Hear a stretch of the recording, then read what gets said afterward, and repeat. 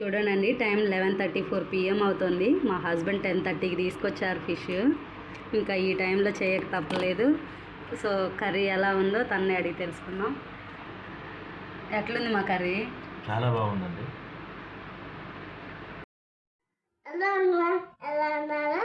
అందరు ఎలా ఉన్నారు? బాగున్నారా? సింపుల్గా ఎలా చేయాలో చూపుతాం. ఓకే. హలో ఎవ్రీవన్, అందరు ఎలా ఉన్నారు? బాగున్నారా? సింపుల్గా కొర్రమీన చేపలతో కర్రీ ఎలా చేయాలో చూద్దామా? మా హస్బెండ్ చెప్పారు కదండి కర్రీ బాగుందని. నిజానికి తను ఏ కర్రీ చేసినా ఏదో ఒక వంకలు పెడతారు. అలాంటి తనే బాగుందంటే డెఫినెట్గా మీరు ట్రై చేయాల్సిందే. ముందుగా welcome to our channel Janu vlogs. ముందుగా కళాయి పెట్టి నూనె యాడ్ చేసుకోనండి. నూనె కొంచెం ఎక్కువే యాడ్ చేయండి, నీసు వాసన రాకుండా ఉంటుంది. నూనె కాగిన తర్వాత పచ్చిమిర్చి వేయండి. అవి కొంచెం వేగిన తర్వాత ఒక 2 ఉల్లిపాయలు 2 టమాటాలు తీసుకుని ఇలా మెత్తగా మిక్సీ పట్టుకొని యాడ్ చేసుకున్నాను. గ్రేవీకి చాలా బాగుంటుంది. ఇలా ఒకసారి ట్రై చేయండి. అందులో కొంచెం జీలకర్ర యాడ్ చేసుకోనండి. కొంచెం మెంతిపిండి కూడా వేయండి. మెంతిపిండి వేయడం వల్ల చాలా హెల్త్ బెనిఫిట్స్ ఉన్నాయండి. అస్సలు స్కిప్ చేయకండి. మీ డైలీ కర్రీస్లో డెఫినెట్గా యూస్ చేయడం స్టార్ట్ చేయండి. కొంచెం పసుపు, కరివేపాకు కూడా యాడ్ చేసుకొని మళ్ళీ ఒకసారి మంచిగా మిక్స్ చేయండి. కొంచెం అల్లం పేస్ట్ వేయండి. ఈ అల్లం పచ్చివాసన పోయేంత వరకు కుక్ చేయాలండి. ఇది కొంచెం పచ్చివాసన పోయిన తర్వాత మీ టేస్ట్కి సరిపడా కారం, ఉప్పు యాడ్ చేసుకోనండి. ఇది కూడా మంచిగా మిక్స్ చేయండి.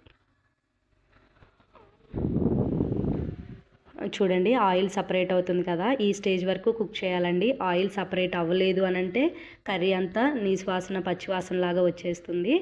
ముందుగా నానబెట్టుకున్న చింతపండు రసాన్ని యాడ్ చేయండి. తర్వాత గ్రేవీకి కావాల్సినన్ని వాటర్ యాడ్ చేసుకునండి.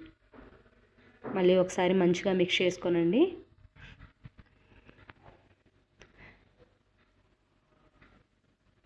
ఒకసారి టేస్ట్ చెక్ చేసుకోనండి. ఏవైనా తగ్గితే యాడ్ చేసుకోవచ్చు. నాకు కొంచెం సాల్ట్ తగ్గింది, నేను యాడ్ చేసుకున్నాను. ఈ పులుసు అంతా మంచిగా ఉడికిపోవాలండి. అలా తెరల కాగుతున్నప్పుడు ముందుగా క్లీన్ చేసుకున్న చేపలని ఒక్కొక్కటిగా యాడ్ చేసుకోనండి.